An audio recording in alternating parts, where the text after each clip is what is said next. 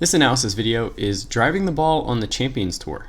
So we're going to take a look at some of the top ball strikers and how they kind of use the movements that I talk about here in the Golf Smart Academy system with an aging body. So we're just going to go through some of the guys who are in the top 10 in driving or total ball striking, and here we've got the top two. Now, I've got some good videos on using the Jackson 5 and the importance of side bend and shallowing out. In order to be a good driver of the golf ball, you're going to have to shallow your swing out some way because the driver has very little loft. In order to launch it high, you have to hit slightly up on it, especially if you're trying to maximize distance.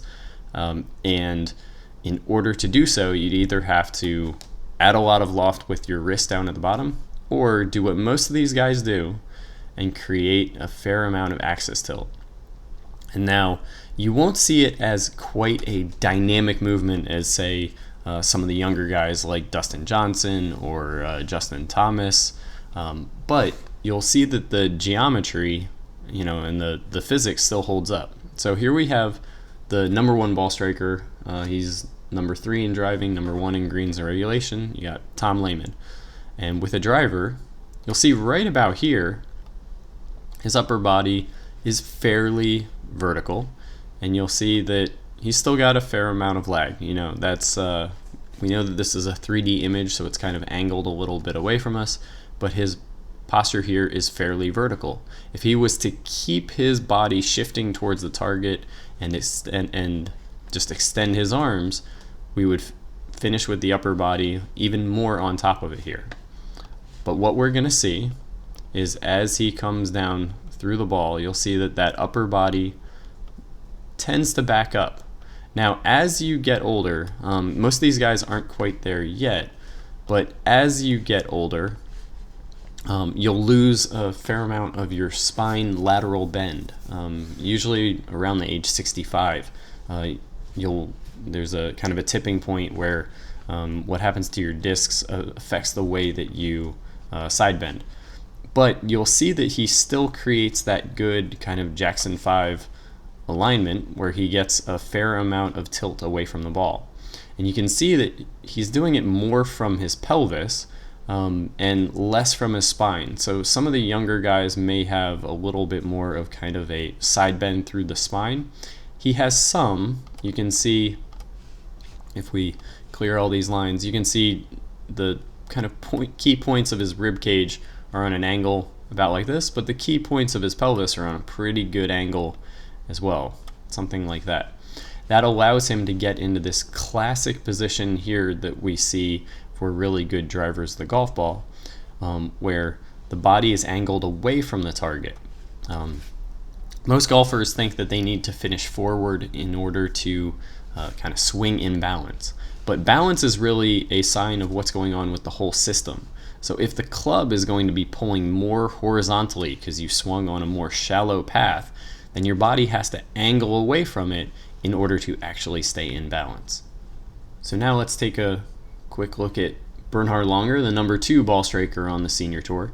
Now, I know from a pretty good source that Bernhard Langer is one of the hardest workers out there. He practices 10, 11 hours a day, and that's part of why he's able to just dominate on the Champions Tour, because many of those guys, they work hard at it, but not 10, 11 hours a day. So again, if we get him into that halfway point of the downswing, you can see that while he's had some shift of his body, he's had a little bit of that pressure shift into that front foot, he's not tilted a ton. If he kept his body moving, he would be very steep, but he's not going to. He's going to get into a good bracing position. That upper body is going to fall away from the target as those arms extend more towards the target. And while we can see that there are some subtle differences, or not so subtle differences, some big differences in the legs and the feet and even the arms, you can see that the overall shape of angling the body away, whether it's through the hips or through the spine or using the knees or the ankles, angling the body away while those arms extend is a classic position that you will need to be a very good elite level driver of the golf ball, or in your case probably to reach your maximum. Okay, I wanted to do one kind of non-classic example. So I've got Rocco Mediate. He's not one of the elite ball strikers, but he's in the top 20 in terms of total driving, and he's in the middle of the pack as far as ball striking goes. And you'll see that upper body does not really stay behind his lower body. You'll see that he gets into a position that would look a lot more like a wedge shot, where everything is much more stacked up on top of the front foot. This is actually what I find a lot of my amateur students trying to do when they say, don't I have to get my weight forward? You'll see that in order to get your weight forward, he's going to have to shallow it out somewhere. Because you can see from this position, that upper body is well on top of the lower body. He should have a pretty steep angle of attack, and he very well may, but you'll see that he gets the club down low to the ground. It'll just tend to have a little bit more of a U shape, less of a flat bottom, but if his rhythm is on, he'll be able to figure it out, or do it relatively consistently. So then, how is he able to have his upper body in this steep position and still get the club down there? It'll be revealed more from the down the line. Because the rules of physics and needing a shallower path for the driver are pretty absolute. I've never seen anyone who is who has a steep angle of attack and steep path who really excels with the driver. It just doesn't happen. So over here, we can see Rocco at about this position here. So he's actually steep with his arms as he's steep with his body. So he's got to shallow it out some way. What we'll see is through here, he has what I would consider one of the more impressive ulnar deviation moves.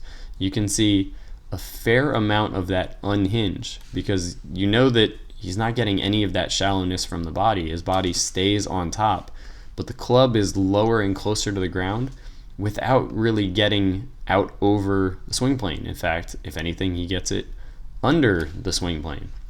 And you can see in this position how much bow, how much of the motorcycle move, and how much of the unhinging he's done to complement that upper body lunge.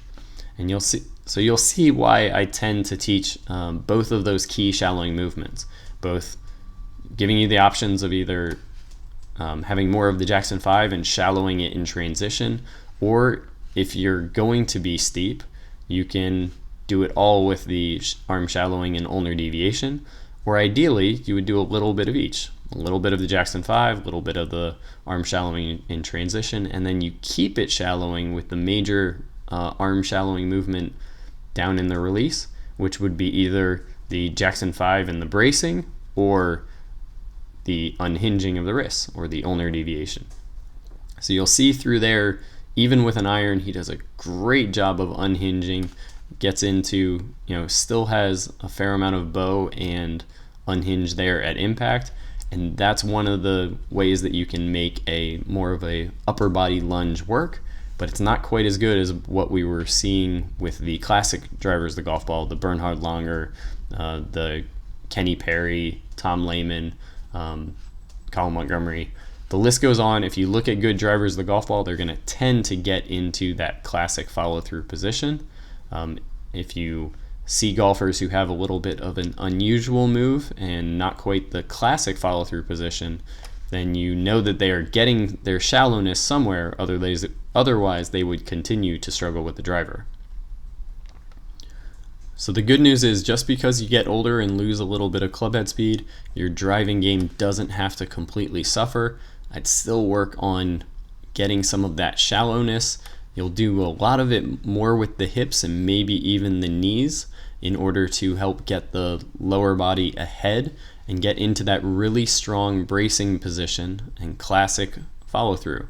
If you do that, even if you have a number of swing quirks, like some of the knee buckle or some of the, let's say a little bit of kind of some poor wrist mechanics, you can usually get away with it if you've created an overall shallow shape for the driver. If you're watching this video on YouTube and you struggle with getting that really good follow through position and that shallowness needed for the driver, I've included a playlist at the bottom in the description. You can click on it, head over to GolfSmart Academy, and sign up for a free membership where you can watch a playlist that goes through lots of key examples and drills of how to solve your driving problems. If you're not quite ready to sign up for a free membership, then please like and subscribe to our YouTube channel. That way you'll be the first to know about it when we create new content.